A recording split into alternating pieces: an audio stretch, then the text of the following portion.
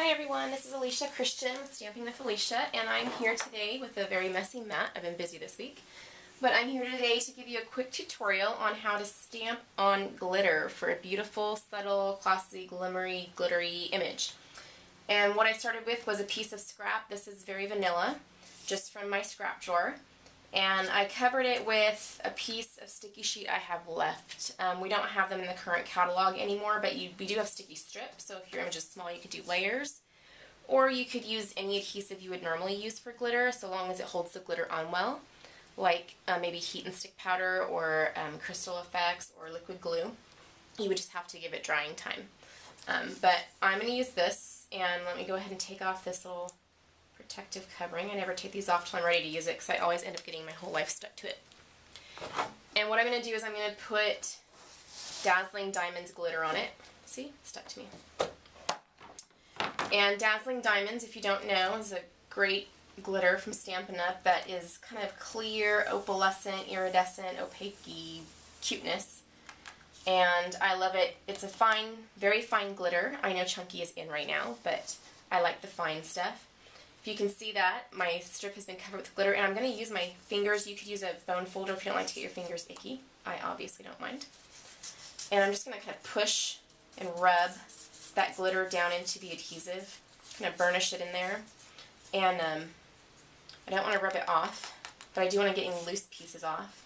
And you can see that it's still really covered, and I like to just do it twice just to make sure that if I rubbed any spots kind of bald, that they're going to be covered with the adhesive anyways. So again, pushing down in there, flicking off, rubbing off any extra stuff. Get a little pixie dust on you. Good luck. Okay, and then once you have your glitter down, this is what you do. I use a Stampin' Up, sorry, not Stampin' Up, Stays On ink pad. This is jet black, and I want this because it's an alcohol-based ink and it sticks or inks up anything. And I have this really pretty flower set, or flower stamp from the Creative Elements stamp set. I love this stamp set. I just use it on just about anything. And I love any flower that's full like that too. And this one has a lot of like shading and detail on it, and because of that I want to make sure that I'm getting it nice and inked, because I'm stamping on an uneven surface, and it's always harder to get all those little details onto an uneven surface. So hopefully that's inked well. Just going to stick it on there, make sure I'm pushing good. I normally don't push that hard, but again, the glittery surface with all that detail, I want to make sure it all comes out nice. So there is my stamped image. And what I'm going to do from here is I'm going to color this flower in. I'm just going to use my regular Stampin' Right markers. And I have here, this is Primrose Petals, which is our brand, one of our brand new ink colors, and I love it. It's kind of a middle, medium dusky pink. And this is Pink Pirouette, which is one of our light pinks. And I'm going to start here with the Primrose Petals, and I'm going to use, you can see, you've got like a fine writing in and a brush tip. I'm going to use the brush tip. You could use a fine writing tip. I tend to just be too quick and lazy for that. But it's the darker of the two pinks I'm using, so I'm just going to use the stamp as my guide, and just use it to color in everywhere that has dark shading lines on the flower petals. I'm not a very good artist as far as knowing what to shade where, so a lot of times I use the stamp sets themselves to tell me, because the artists that create them do know where they're supposed to be shading and stuff like that. So again, just going along these little lines, and I'm not being really careful or delicate. These are almost chunky, because what's going to happen is I'm going to blend it later. I'm going to go over this whole flower, which I know it's looking really silly to you right now, because it's got these just little chunky bits of dark pink. But just sticking to where those shaded areas are, sticking to the expertise of the creators. Okay, and now that I have that there like that, just in case I've got some glitter on my tip, I want to rub that off. I'm going to go ahead and take my Pink Pirouette. Again, the brush tip, this is my lighter pink. And then from here, I'm just going to color in the whole flower, going right over the top of that darker primrose petal that I just used. And it's going to kind of blend and shade and smear as I go. So it really kind of looks like I know what I'm doing in shading, but I really don't.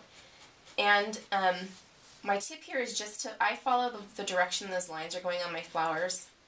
I just try to keep my strokes going in that same direction because then it just looks like it goes with the flow. I don't want to like scribble side to side or whatever.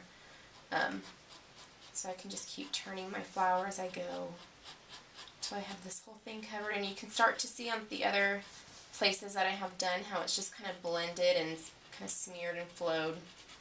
And that's exactly what I want it to do. There I am on the last, fill in a couple little spots I didn't do so well on. Okay, and glitter and any dark pink off of that. And here I have that pretty, shiny, glimmery flower. Let me see if I can get a better view for you. I'm not sure if that'll focus or not. Kind of have to see it that way. And what I'm going to do here is I'm just going to trim this out. Now, I will say that I use my junk glitter, my junk scissors for this. I don't use my nice paper snips, which I would normally use on a flower like this with all these little corners. I love my paper snips for that kind of stuff, but when you're trimming through sticky sheet, it can get kind of gunky on your scissors. So I have this like junk pair from the dollar store that I just keep around for when I'm cutting through glue or messy stuff. And that's all I'm going to do is just trim this flower out. See how I'm going? And I have one already done. So here it is. I kind of smeared it a bit. This one's a little bit lighter. And then I would just take a card. And let's see, I want to stamp. I'm going to use the Kindness Matters Thanks from the set. That one right there. I love the little bottom swirls on it too. And I'm just going to put a little thanks up here. I'm just going to put a little dimensional on my flower. And I made a background piece here. So this is the Primrose Petals cardstock. So I can do that. And then I'm just going to grab a little bit of this crochet trim. I think this is Chantilly that I'm going to use right here. I like this. I like to do, I know it's probably not the proper way to do things here, but this is what I do. I take a glue dot and stick it in the middle so that I can do this little corner fold thing, and it'll stay. And then I just take another glue dot, okay, and I'm just going to stick this down there like that.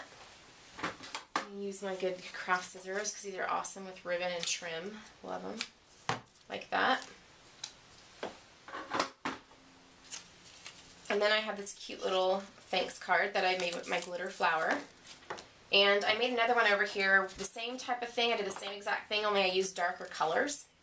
I used the darker color here is Cherry Cobbler, and the lighter color is Real Red. And as you can see, the glitter does kind of mute it out a bit. It makes that effect because it is kind of like a white shimmery. It adds a lot of light to it, so it looks lighter, but those are the same colors. So there's that too if you want to just like add on the side. These are the same color as that, just without the glitter. So that's how you stamp on glitter. It's actually really easy. Just use your StazOn or some permanent ink pad. Alcohol base is best. And then you have just color right over it. Just be good about inking your image, color right over it, and I hope you have fun playing with this technique.